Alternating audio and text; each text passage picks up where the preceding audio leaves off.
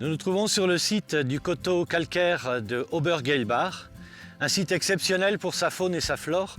Ça fait plus de 20 ans maintenant que le Conservatoire d'espaces naturels de Lorraine s'est porté acquéreur d'à peu près 50 hectares de pelouses et de prairies calcaires, en prolongement d'une réserve naturelle allemande qui se trouve sur la commune de Niedergeilbach.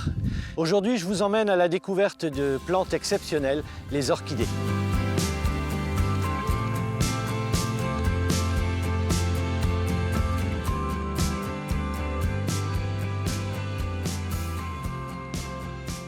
On voit les orchidées comme des plantes exotiques qu'on trouvera surtout chez les fleuristes. On a du mal à imaginer que presque 30 espèces d'entre elles poussent sur les différents milieux naturels de Lorraine. Elles sont en haut de la chaîne de l'évolution chez les plantes. Elles ont développé des stratégies assez impressionnantes pour attirer les insectes et ainsi assurer leur reproduction. La petite orchidée que j'ai à mes pieds, par exemple, on l'appelle l'orchis abeille. Elle ne possède pas de nectar, ce nectar qui est souvent la récompense de l'insecte pour la pollinisation des plantes. Alors pour pallier à ce manque, elle a développé une forme de fleur et même une odeur qui va imiter un insecte femelle, ici une abeille solitaire. L'abeille mâle, trompée par l'odeur et par la forme de la fleur, va chercher à s'accoupler avec ce qu'il prend pour un insecte femelle. Et à ce moment-là, les petits sacs de pollen qu'on voit encore sur cette fleur et qu'on appelle les pollinies vont se coller sur la tête ou sur le dos de l'insecte. Ensuite, leurré par une autre fleur, il va se décharger de son fardeau et la pollinisation sera faite.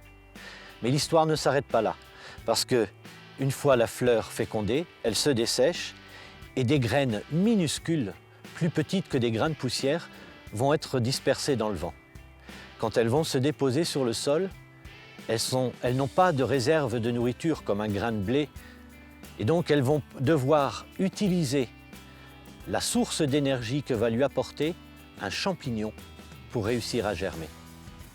Chez la plupart des espèces, une fois que les premières feuilles sont sorties, l'association avec le champignon s'arrête là et la plante devient autonome.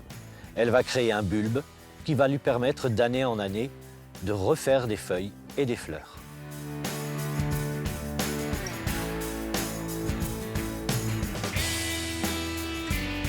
L'orchis abeille que j'ai choisi de vous présenter tout à l'heure est un petit peu notre espèce phare, elle est tellement jolie, mais elle n'est pas la seule à habiter sur ce coteau calcaire, loin de là. On a recensé jusqu'à 14 espèces. Actuellement, on peut observer l'orchis bouc, l'orchis pyramidal, l'orchis militaire également avec sa forme de petit bonhomme avec un gros casque, ou encore l'orchis de mai, ou orchis à larges feuilles.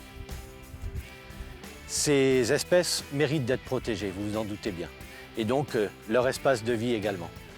Le plus grand danger qu'elles vivent, c'est la fermeture du milieu. Vous voyez ces haies qui se sont installées sur les anciens murets des clôtures du 19e et début du 20e siècle, elles ont tendance à envahir les prairies.